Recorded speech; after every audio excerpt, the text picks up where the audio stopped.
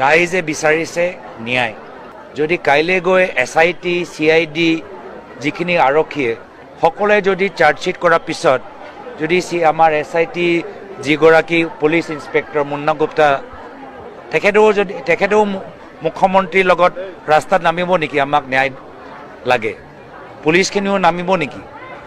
সেইকাৰণে মই ভাবোঁ যে ৰাইজৰ বিবেক, ৰাইজৰ আৱেগ শ্ৰদ্ধা কৰা হ'ল বৰ্তমান চৰকাৰৰ কৰ্তব্য। ক'ৰবাত যেন লাগিছে যে তেওঁলোকে এই গোটেই ন্যায় যাত্ৰাৰ পৰা কেনেদৰে ফালেৰি কাটিব পাৰে তেওঁলোকৰ চেষ্টা। তেওঁলোকৰ কৰ্তব্য হ'ল যে তদন্ত ইমান ভালদৰে হওক, ইমান ভালদৰে গোটেই এভিডেন্সটো সংৰক্ষণ কৰক, তেওঁলোকৰ পাব্লিক প্ৰচিকিউটৰ যোগেদি এনেকুৱা এটা কেছ